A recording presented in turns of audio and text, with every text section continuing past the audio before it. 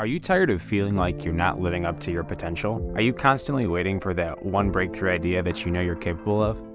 I know I was. When I graduated college, I knew I wanted to create inventions that would change the world. Day after day, I would think about how to invent a product, but struggled to come up with something truly novel. After reading and researching many different tools and methods of inventing and staying creative, I came across this one tool that not only boosted my creativity, but eventually led to the filing of my first patent. Since then, I've used this tool to file over 15 more, and today I want to share it with you guys. It may sound ridiculous, but today I want to talk to you guys about the power of creating really silly lists.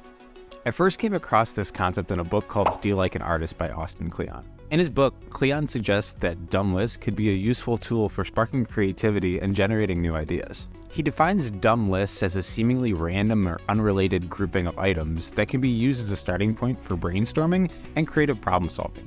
Some examples of this are 5 words or phrases that you may like the sound of, or 10 different uses for a rubber band, or 5 different things that you can't seem to understand no matter how hard you try. Or even a bucket list is a random grouping of items put together for the purpose of you wanting to accomplish them. It may sound silly, but this strategy is more common than you think. How many people do you know that have a bucket list? They're all put together for some random reason, yet everybody seems to have one. These all may sound odd, but there's a reason for why they work. And the very first one is because of uncommon connection. By putting together a list of seemingly unrelated things, you start to uncover connections between the items that wouldn't have been thought of otherwise.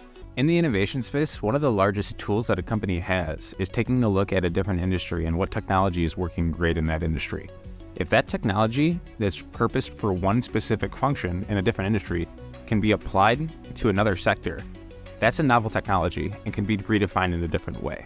One of my favorite stories that I like to tell around this is how Play-Doh came to be.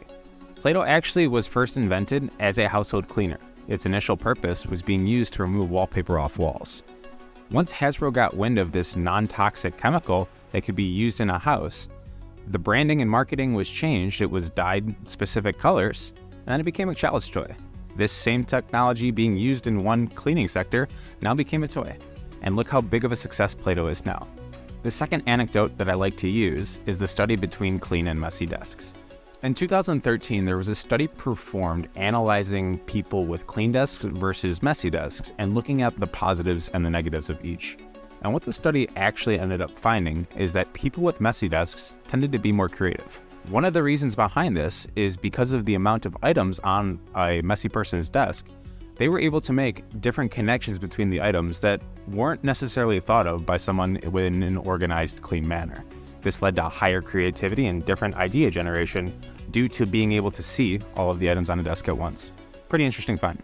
The second reason why I like these lists so much is they start to organize a cluttered mind and create an actionable path.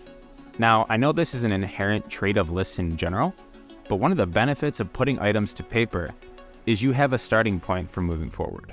Lists overall in general help to organize and prioritize ideas, which in turn can help to identify the most promising and most feasible concepts for innovation. Once all potential ideas for a list are put to paper, it becomes really easy to see which ideas and actions you want to do first. They help to break down large, complex tasks into more manageable chunks, allowing you to focus on one task at a time. I know there's a very famous image out there showing a gentleman at the bottom of a staircase and the mountain of tasks that he has to do at the very top. And all you see is the end goal, but what you don't see is the stairs in between. And every single stair you go up, or every action that you complete, you get closer and closer to the end goal. Those small stairs seem manageable, while when you're looking just at the top, it looks impossible.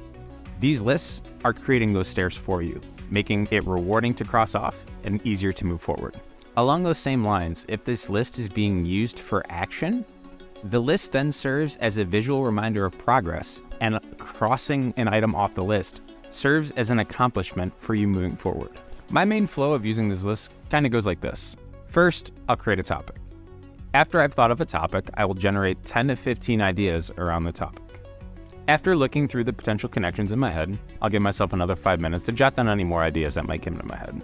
Once all the ideas are exhausted on paper, then I'll prioritize the list, and then we have some action. Make sure you're having fun crossing these items off your list. Life's a journey, and you gotta have fun along the way. As innovators, we're creating things right now that have potentially never been thought of before. And if you're not having fun and enjoying the process, that novel idea that you might have may never leave your head. It's my job to be able to pull that out of you, because you never know what impact an idea that you have can have on the world. So yeah, that's how I use dumb lists to spark creativity in my day-to-day life. I hope you take this tool, put it to use, and come up with a few novel ideas yourself. If you enjoyed this content, please like and subscribe to the video so I can keep doing more of these.